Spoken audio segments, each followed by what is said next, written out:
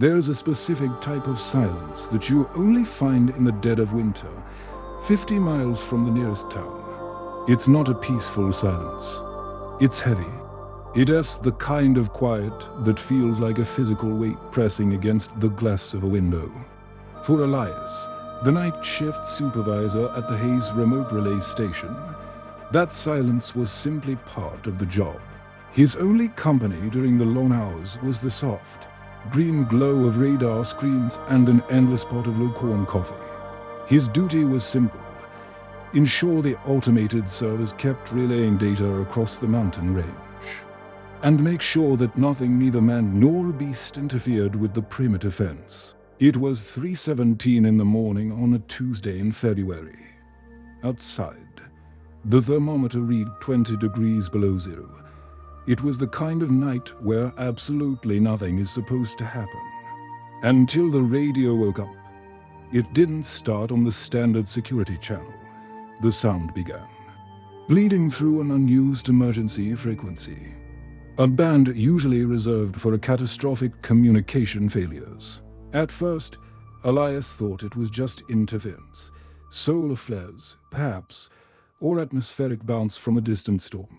He reached over to adjust the squelch knob, trying to drown out the noise. But the moment his fingers touched the dial, the sound clarified.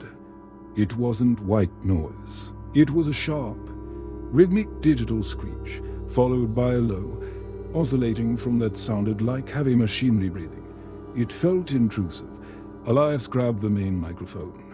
His voice steady but cautious. He announced into the void, "This is Hayes Station Security. Identify yourself. You are broadcasting on a restricted frequency." There was no verbal response. Just 3 seconds of dead air, followed by the tones repeating, louder this time.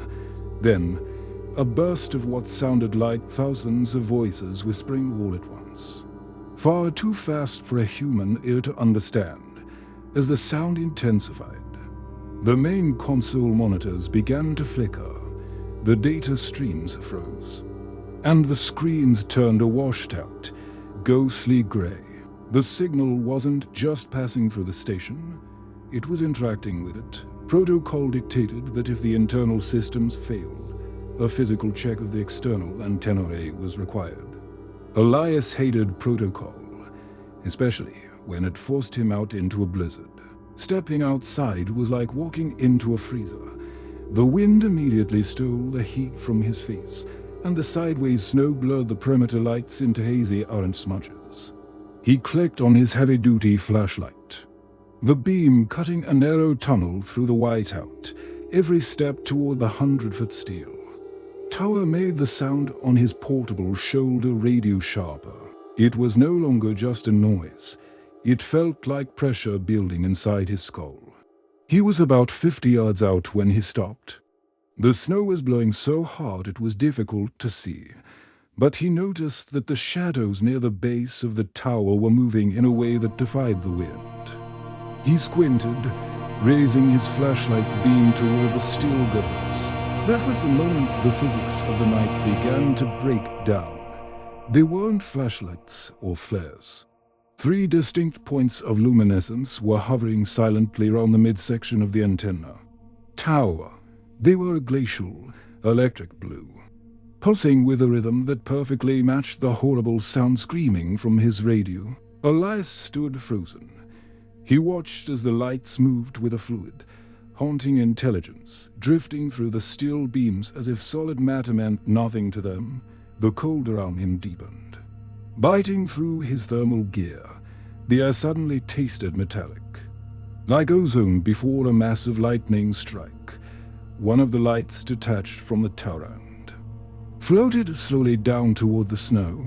Toward him, the blue orb hovered just 20 feet away. It was terrifyingly beautiful. In that moment, Elias felt an overwhelming sensation of being scanned. It wasn't a machine looking at him. It was a consciousness vast, cold, and utterly alien. Then, without warning, the sound on the radio stopped dead in an instant. The lights collapsed into themselves and vanished. There was no streak into the sky, no flash of light. They were simply gone. Elias didn't remember the walk back. He only remembered slamming the heavy security door and locking every deadbolt. He collapsed into his chair, his heart hammering against his ribs. The monitors were back to normal. The green data streams were flowing again. The speakers emitted only the soft, comforting hiss of empty static. He tried to rationalize it. He told himself it was ball lightning, or perhaps a classified military test. But then he looked down at his wrist. He wore a mechanical analog watch, a gift from his father that had been reliable for 20 years.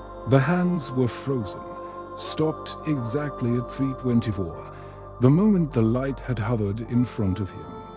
On his desk, the condensation on his coffee mug had frozen solid, forming a perfect, intricate pattern of ice crystals that looked exactly like the antenna tower outside.